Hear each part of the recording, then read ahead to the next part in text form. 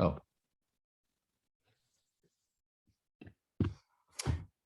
Welcome everyone to Fire and Water, the podcast. We think of this offering as something about coming of age in this age. And Quanita and I continue our work to cultivate some wise leadership in folks and in ourselves. We are your hosts, Quanita Robertson and myself, Tenneson Wolf. And today we are in a little bit of a restart mode to resume some regularity with our podcast. We like this format to be able to share some learning or develop some learning out loud and invite others into it. And somewhere in the winds of life, we let some of this slide a little bit. Today we're picking it up, and I feel glad that we're picking it up. Me too. So Tenneson, today, I wanted to talk a little bit. We've been in a conversation around trauma, and just there's been lots of conversations happening about trauma-informed care, about how to tend to our own trauma, how to tend to others' trauma, how to recognize trauma. And we were in what I consider a delicious little conversation yesterday about trauma, and wanted to take it a little further and just be in conversations ourselves. Yes. Yeah. So, I will just say what I started off with in our conversation. One of the things I said is my personal definition for trauma is when there's an overload to the system. Whatever system you have, whether it's an emotional system, whether it's your physical body, whether it's your, any system, when there's a overload to the system, there's a possibility for trauma to occur. Well, let me change that. I would say that trauma occurs. Now, whether we tend to it right away or whether we don't tend to it and it stays with us is another issue. Can you speak a little bit about that? Yeah, I'll try. There's a little backing up for me, Quanita. I realized if I were the first voice here, I would say, so what's potent and poignant in your learning here?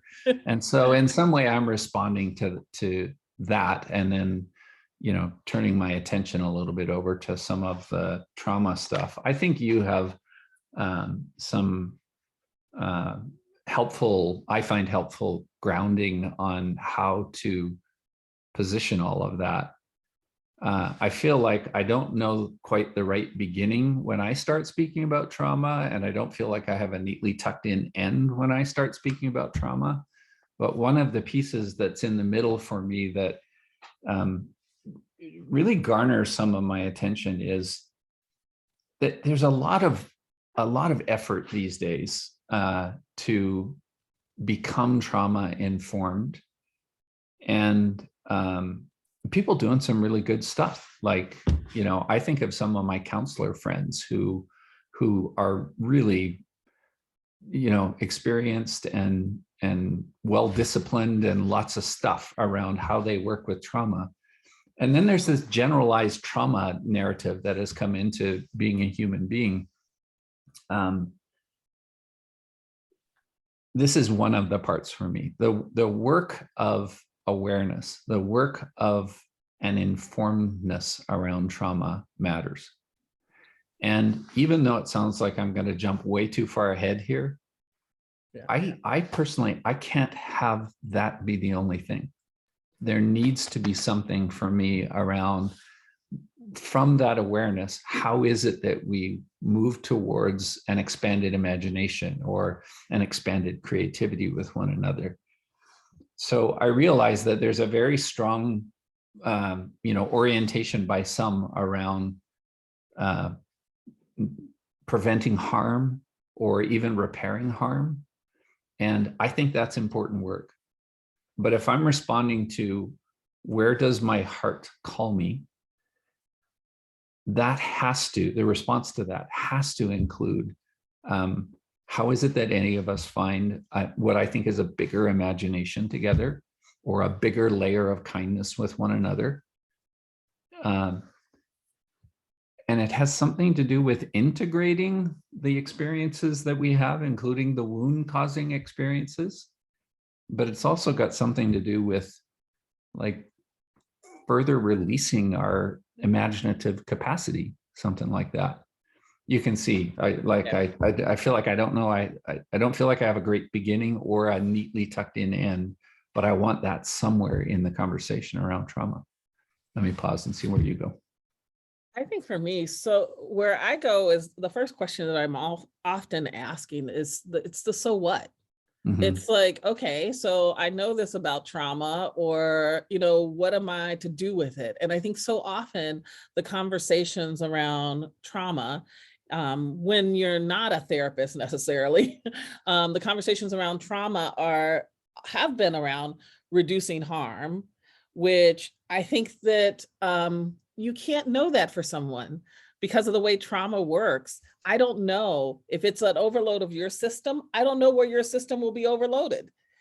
And so in some ways that's nothing I can ever figure out. I can't figure out like, oh, if I do this, you're going to be traumatized, because for one person, it may be traumatizing, for another person, it may not be.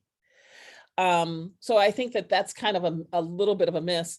I also think that there is this piece of, so much of it is focused on other instead of ourselves.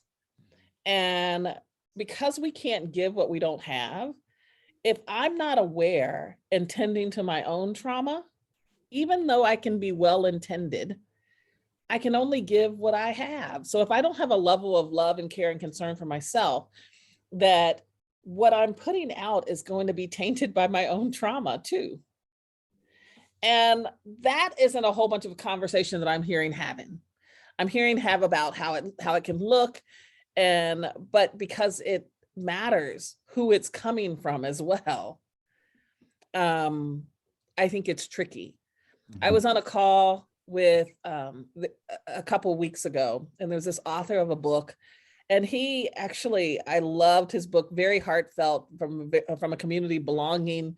And there was a point in the process where I realized, oh my goodness, he's still speaking from his trauma. Something had happened the day before that he mentioned. And I think trauma is tricky. I think we think the instance happens, and then it's like, there may even be an hour or something that they're affected by it, but then it's done. Well, this was the next day, and he was still in it. And I think trauma is tricky that way, is it steps in and it kidnaps us. And because most of us are pretty adept at showing up and doing our job or going through our day, that it's hard to always recognize it. Matter of fact, I didn't even recognize it until, even though he said, this happened yesterday and I'm still feeling it, I didn't recognize that he was responding out of his trauma until he read some of the book that he had written. And it was two different voices, and I could hear the distinct difference.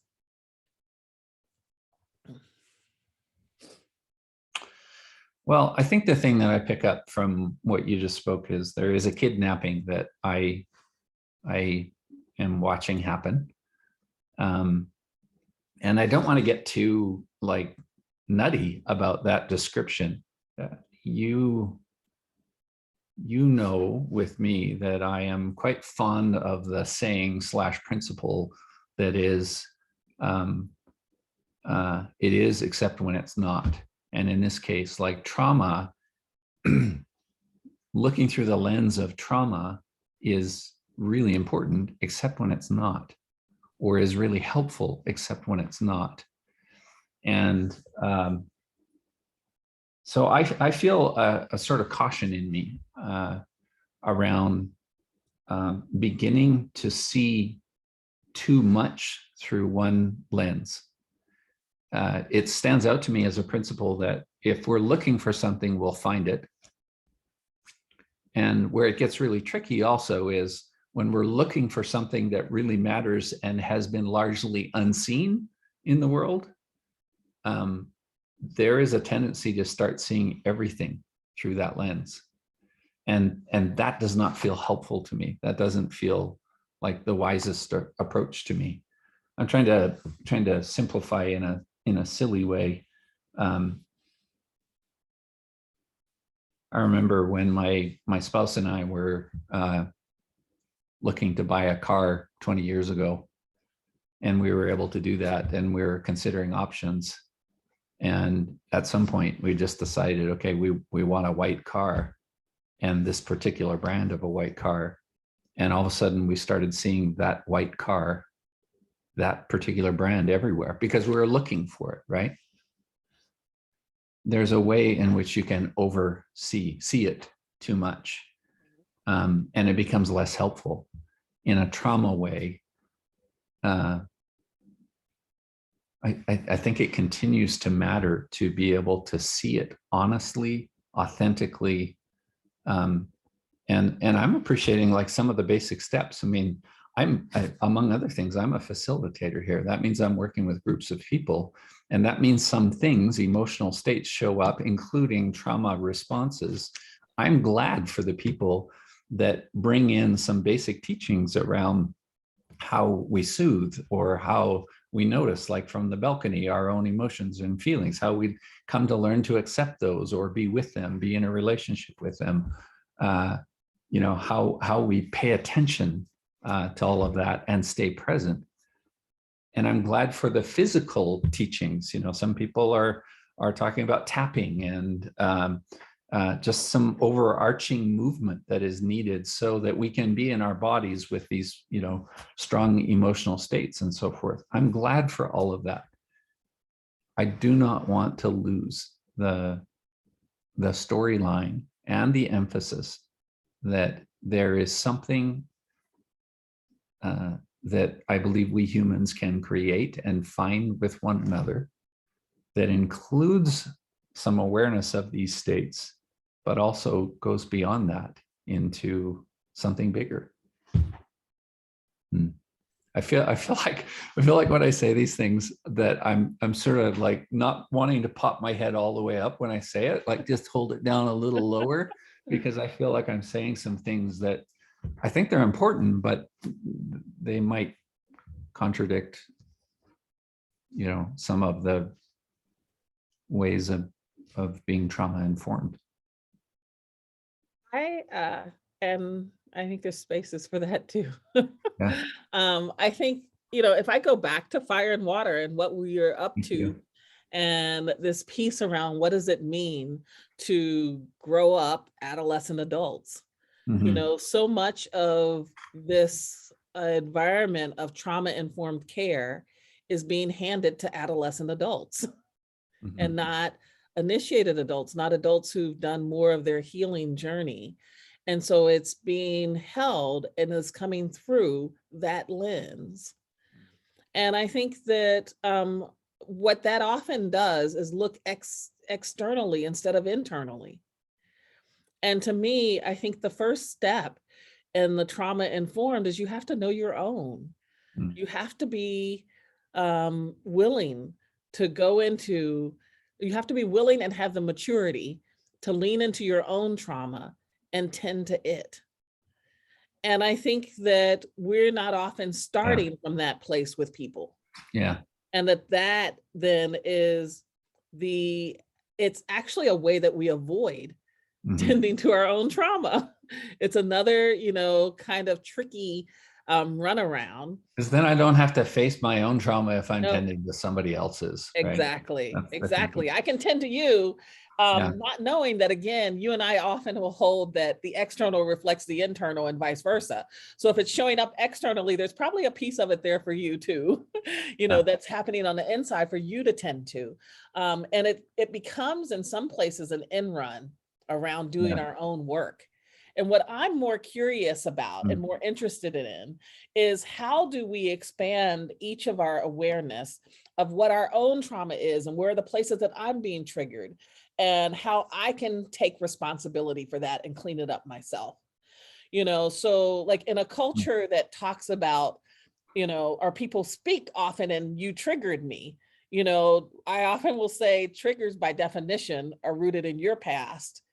And so that's your business. If you're telling me that just for information's sake, then that's wonderful.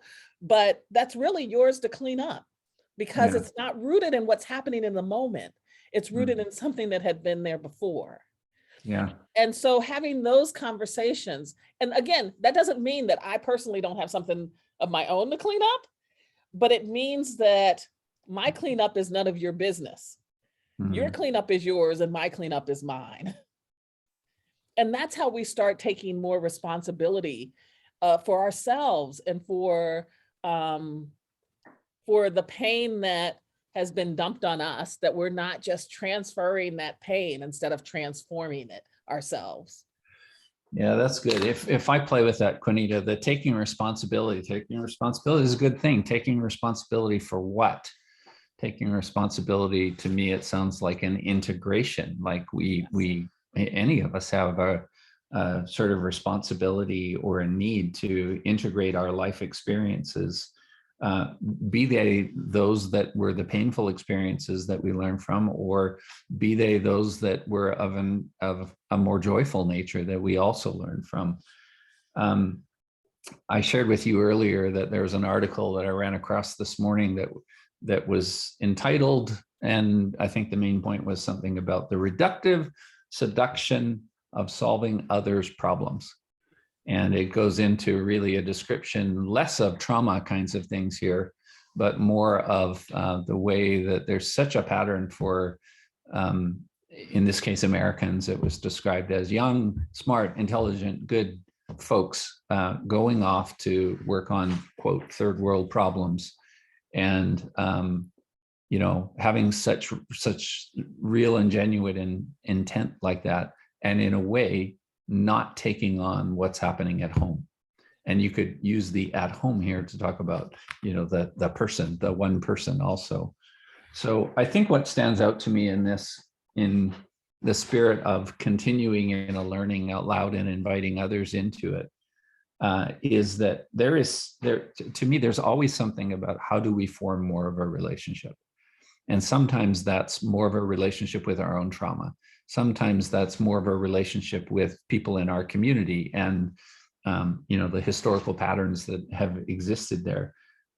What is unavoidable, what's utterly necessary to me is there will always be some requirement to tend to our stuff. Tend to our own business. And yet we do that also in relationship with community. Yes. And so at the same time that we're tending to the utterly personal, there is something in the communal that informs and helps or can help with all of that.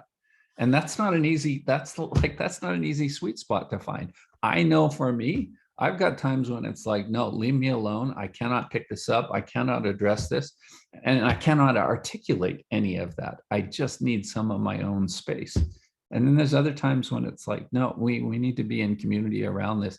What is your experience of this? What is my experience of this? Together we find something together. But that sweet spot of how we do our individual work and how we do it with or in relationship with community, boy, that continues to feel like a big deal. Yeah, I think a part of that too, Tennyson, for me, is this piece around realizing that we are, as humans, we need each other. So we are in community with each other, whether we want to be or not. It's just the nature of who we are. And that there's some awareness of the other people in the community. And there's still this piece of, I get to be me and you get to be you. And that's tending to our things. And that's also in moments your trauma does kidnap you, or my trauma does kidnap me, and being aware of, oh, when it shows up, that's what it is. I remember at one point saying, I want to talk to my friend. I don't want to talk to the trauma, like in this moment. And it's that, like, we each go there because it's part of being human. You can't be on this planet, I don't believe, and not at some point have an overload to the system. And so we each have our own, and it's part of the nature, I think, of being human and having some compassion for each other and for ourselves in that process as we find our way. That's beautiful. That's well stated. Anything else for this particular edition of Fire and Water Podcast that you want to speak to tuck us in here? I think just if people are curious, I'm curious about what questions other people have, and they can put that in notes of the podcast if they want to share, and then maybe at another point we'll pick it up and have another conversation. Yeah, that's good. I think the tucking in for me is, I know for me, I sort of need to peek behind I think the intent of all of this is around some awakeness and some awareness. And for you and I, in so much of the work that we're doing, it's about, excuse me, about creating, adding to some wisdom to be able to work in wise ways and soulful ways, to be in wise ways and soulful ways with one another. And it feels like this is an important part of all of that. I'm glad that we're kind of pulling it apart a little bit to just see, ooh, there's a few ways of being able to look at this and encounter it too. Yeah. I'm glad for your ability to do that too. Thanks. I would think one more, one more Yeah. thing I would say is that, one probably practice that or value that I've learned from you is this whole piece of being willing to learn in public. And there's a piece of this that will continue to grow and live in both of us, I'm sure, and change, and that it's not a stagnant thing. And just in inviting that as well. Like, I think some of this time is requiring that of us to be Yeah. willing to take each moment as a new one. I appreciate that. To all of you who are listening, thanks for listening. And thanks for your support and your contributions in how you even just engage some of these notions. Because there's so many of us that are committed to trying to be in wise ways in a world that often doesn't feel wise or is just super difficult to sort and understand. We have a few websites where you can follow up further. Quanita's is nizuzu.com. Mine is tennysonwolf.com. And thanks for your attentiveness today. Yeah, thank you.